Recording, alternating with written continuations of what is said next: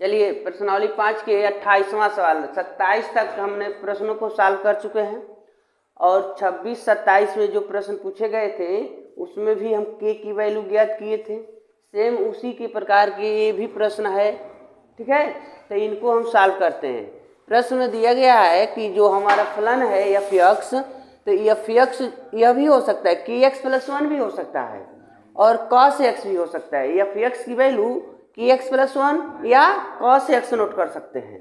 But condition क्या है इसमें कि जब एक्स की वैल्यू हम पाई से छोटा या पाई रखेंगे तो हमारा फलन की एक्स प्लस 1 होगा, या एक्स की वैल्यू हम पाई से बड़ा कुछ लेंगे तो हमारा फलन कॉस एक्स होगा। प्रश्न कह रहा है कि जो हमारा फलन है एक्स बराबर पाई पर सतत है, यानी एक्स की वैल्यू हम पाई रखें या पाई से छोटा रखें या पाई से बड़ा रखें मान, ठीक है। तो दोनों केस में ये फलन क्या होने वाला है, संतत्य है। तो के का मान बताइए, के की वैल्यू हमको ज्ञात करनी है। तो के की वैल्यू ज्ञात करने के लिए पुनः पहले के जैसे हम इसको सॉल्व करेंगे। यल एच यल नोट करते हैं तो limit x tend to pi negative, ठीक है। तो पाई नेगेटिव लेंगे तो एफ एक्स की वैल्यू क्या होगा, एक्स इक्वल टू यानी x tend to pi negative. तो जब हम पाई का मान एक्स के मान पाई से छोटा रखेंगे तो फलन हमारा है कि एक्स प्लस 1, कि एक्स प्लस 1 रखेंगे। तो जब हम लेफ्ट हैंड लिमिट लेते हैं तो हम लिखते हैं एक्स बराबर, और पाई का यानी एक्स का मान पाई दिया है ना, तो पाई से छोटा रखेंगे तो पाई माइनस एच हो जाएगा और एच बराबर 0। तो यहाँ क्या हो जाएगा, एच टेंड टू 0 और के एक्स की जगह पर हमको क्या लिखना है, पाई माइनस एच प्लस 1। अब लिमिट की वैल्यू पुट कर दीजिए, एच की वैल्यू पुट कर दें तो के ब्रैकेट में पाई माइनस 0 प्लस 1, ठीक है। अब ये 0 हट जाएगा तो बच गए क्या, के पाई प्लस 1, के पाई प्लस 1, ठीक है। अब हम आर एच एल ऐसे निकालते हैं तो इनमें क्या होगा, limit x tend to pi plus f x, ठीक है, पाई प्लस एफ एक्स होगा। तो यहाँ पर देखा गया कि जब एक्स की वैल्यू पाई प्लस रख रहे हैं तो हमारा फलन क्या हो जाएगा, यहाँ एक्स के मान जब पाई से बढ़न कुछ लेंगे तो फलन हो जाएगा कॉस एक्स। तो लिमिट एक्स टेंड टू पाई नहीं रखेंगे। अगर हम प्लस लेते हैं तो एक्स के मान क्या होता है, पाई प्लस एच रखेंगे और एच टेंड टू यानी 0, एच के मान 0 ही होगा।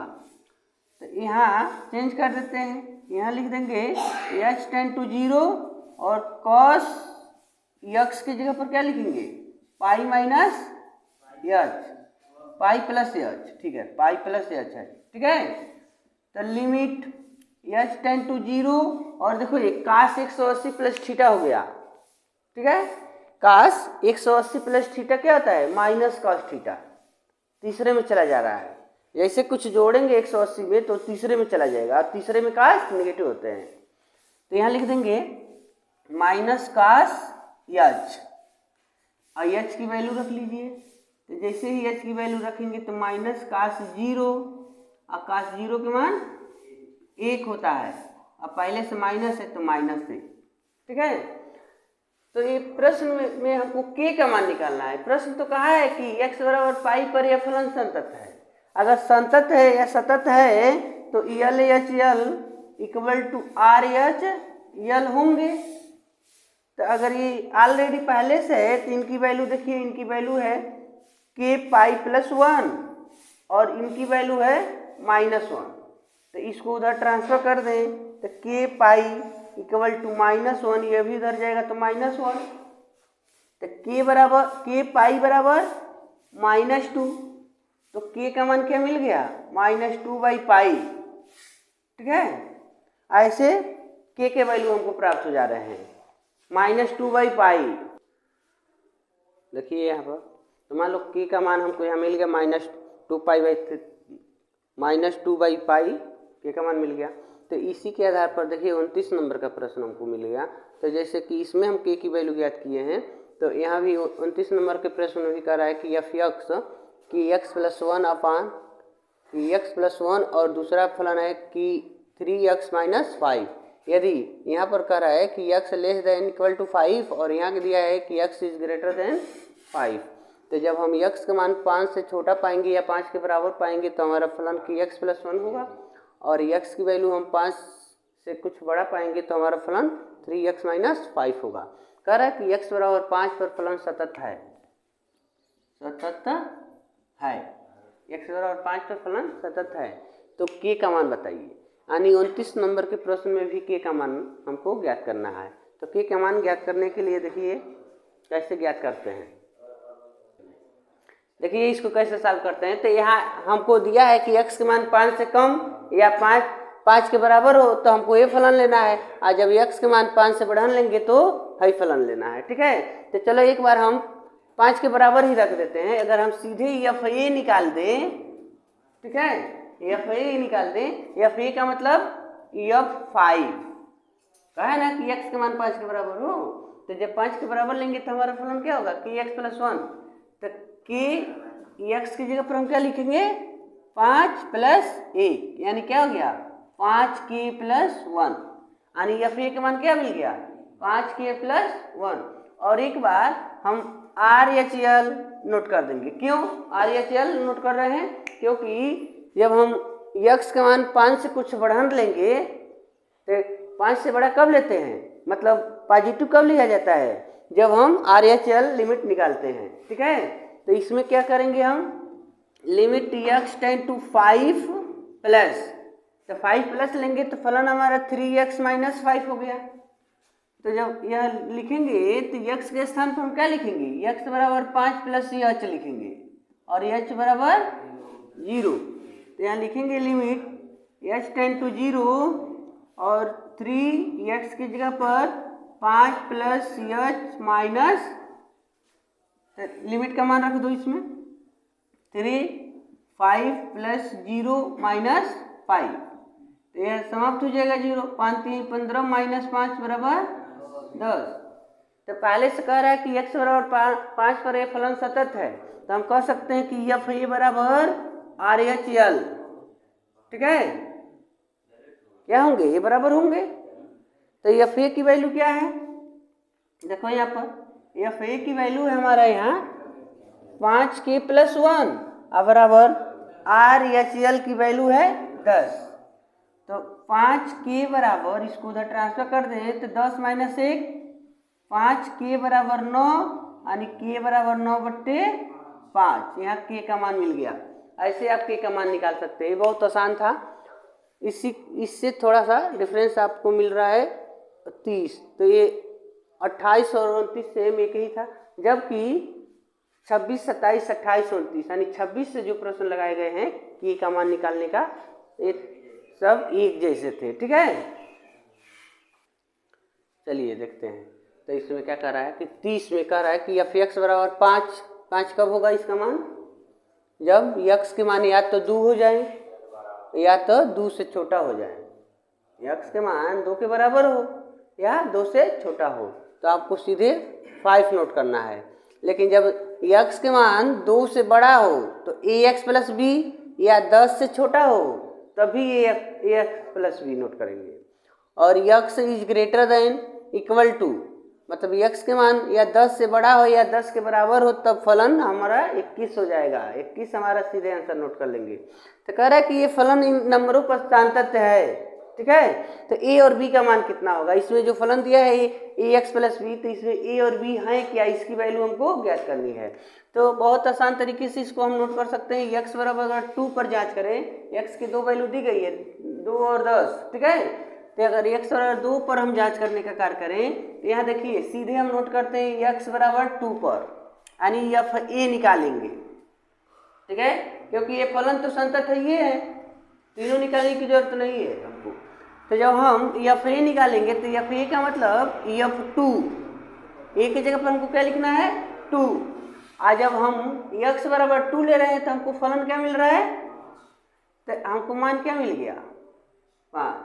यानी F2 पर हमको क्या मिलेगा 5, ठीक है। या हम लेफ्ट हैंड लिमिट निकालते तब भी ये क्या मिलता 5, ठीक है। लेकिन जब यहाँ पर लिखा है कि x इज ग्रेटर देन 2, जब x के मान 2 से बड़ा रखेंगे तब हमको ये फलन मिलना चाहिए। मतलब जब हम RHL निकाल लेते हैं limit x tend to 2 plus, तो हमको फलन क्या रखना है ax प्लस b। तो लिमिट यहाँ पर हम x की जगह पर देखो x बराबर दिया है 2 प्लस h और h की वैल्यू हम क्या लिखेंगे 0। तो यहाँ हो जाएगा h tend to 0 a bracket में 2 प्लस h प्लस b। तो देखो यहाँ पर क्या लिखते हैं, तो अगर वैल्यू पुट कर देते हैं तो a ब्रैकेट में 2 प्लस 0 और प्लस b यानी 2b plus 2a plus b हो जाएगा, यानी ये 2 आगे हो जाएंगे 2a हो जाएगा और ये b यहाँ पर ये है इतना होगा। तो यहाँ पर देखो फलन जो है x बराबर 2 पर तो संतत है ये है ना। तो यहाँ पर मिला है इसकी वैल्यू 5 और RHL की वैल्यू हमको मिला है इतना। तो आपको ऐसे लिखना होगा RHL इक्वल टू FA, क्योंकि संतत है तो बराबर तो होगा। तो इनकी वैल्यू है 2a प्लस b और इनकी वैल्यू है 5, इक्वेशन नंबर 1। अभी इक्वेशन 1 बनाया गया। अगर हम x बराबर 10 पर जांच करें तो आओ, जब हम x बराबर 10 पर जांच करेंगे तो यहाँ देखो x की वैल्यू सीधे अगर 10 होता है तो फलन आपको क्या फलन का मान क्या हो जाएगा 21 हो जाएगा। तो हम सीधे यहाँ पर नोट कर सकते हैं FA या F10 एक ही जगह पर 10, तो इसका मान क्या मिल गया 21, ठीक है। इसी जैसे इसको सॉल्व किए थे हो गया। और यहाँ पर देखो यहाँ पर ax की वैल्यू जब 10 से छोटा लेंगे तो हमको फलन लेना है यह, तो 10 से छोटा मतलब लेफ्ट हैंड लिमिट निकालेंगे। तो अगर हम लेफ्ट हैंड लिमिट निकालते हैं तो limit x tend to 10 minus, ठीक है। तो हमारा फलन हो जाएगा ax प्लस b, ठीक है। तो लिमिट अगर लिखते हैं h टेंड टू 0 तो a और ब्रैकेट में 10 माइनस h प्लस b, ठीक है। अब लिमिट की वैल्यू पुट कर दो। अगर पुट कर देते हैं तो a ब्रैकेट में 10 माइनस 0 प्लस b, तो क्या मिल गया तो 10 से प्लस b ये मिल गए। तो जैसे यहाँ लिखे हैं RHL बराबर FA, तो यहाँ भी हो जाएगा LHL इक्वल टू FA। तो इनकी वैल्यू है यहाँ पर 10a प्लस b और इनकी वैल्यू है 21, इक्वेशन नंबर 2, ठीक है। तो अगर समीकरण 1 और 2 को सॉल्व करते हो तो ध्यान दो बिना सॉल्व किए सॉल्व हो जाएगा। कैसे, समीकरण 1 और 2 में देखना है आपको। तो 1 में प्लस b है और 2 में भी प्लस b है। अगर समीकरण 2 में 1 को घटा दें और चाहे 1 में 2 को घटा दें b कट जाएगा। चलो 1 को उठाकर 2 में घटा देते हैं, तो जैसे ही 1 2 में घटेगा तो b से b क्रॉस हो जाएंगे, कट जाएंगे। और 21 में हम 5 को माइनस कर देते हैं तो कितना बच जाएगा 16। और देखो 10 में 2 माइनस कर देंगे तो 8 है, तो 8a बराबर 16 लिखेंगे समीकरण 1 और 2 से। तो 8a बराबर 16, तो a बराबर 2 मिल गया।